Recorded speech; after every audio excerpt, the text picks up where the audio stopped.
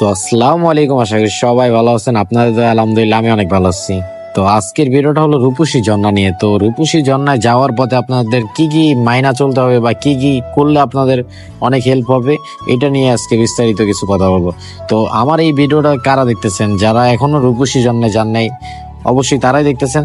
তো আপনাদেরকে কিভাবে আমি উপকার হতে পারে, তো ওরকম একটা কিছু সাজেস্ট দিব যে আপনাদের ভালো হয়। তো আমি বলতে চাইতেছি যে আপনারা ঘুরতে আসছেন, হয়তো বা আপনাদের যদি থাকার মতন যদি কোনো জায়গা থাকে, তাও ব্যাগ বোঝাই করে জামা কাপড় না আনাটাই আমার মনে হয় উত্তম কাজ। তো এখানে আপনারা হয়তো বা একটু গামছা কি জামা কাপড় চেঞ্জ করার মতন কিছু নিয়ে আসলে আমি মনে করি এটা আপনাদের বেটার। কারণ একটা জায়গায় ঘুরতে গেলে যদি কাঁধে ব্যাগ থাকে, তো এটা নিয়ে ঘোরাটা অনেকটাই মনে করেন কষ্টদায়ক। তো এখানে দেখতে পাচ্ছেন অনেকগুলো পথ আছে, যেমন আপনাকে জুতা হাতে নিয়ে হাঁটতে হবে, কারণ এই পানি এই মাটি, এই পানি এই মাটি, আর যা ওয়েদার ভাই মাশাল্লাহ। আমিও চাই আপনারাও ঘুরে আসেন।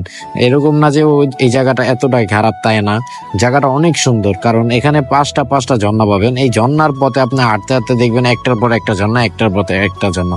তো আমি এতটুকুই বলতে চাই যে ভাইরা এখনো যারা যারা নিয়ত করে আছেন, না বসে থেকে ভাই এখনই চলে যান।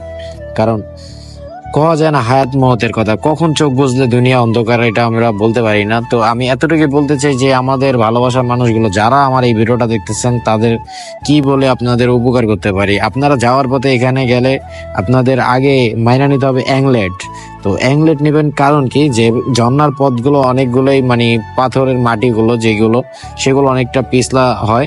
তো ওখানে আপনি যে কোনো মুহূর্তে স্লিপ কেটে যে কোনো একটা দুর্ঘটনা হতেই পারে, স্বাভাবিক। তো এতটুকু বলতে চাই যে ভালোবাসার মানুষরা এখানে আসে, ঘুরতে আসবেন আপনারাও, এতটুকু বলতে চাই। আর ব্যাগ বোঝাই না করে আমার মনে হয় যে জামা কাপড় কম আনাটাই বেটার, কারণ কাঁধে ব্যাগ থাকলে অনেকটাই কষ্ট হয়, তার কারণে অনেকগুলো পথেই ঘোরা হয় না।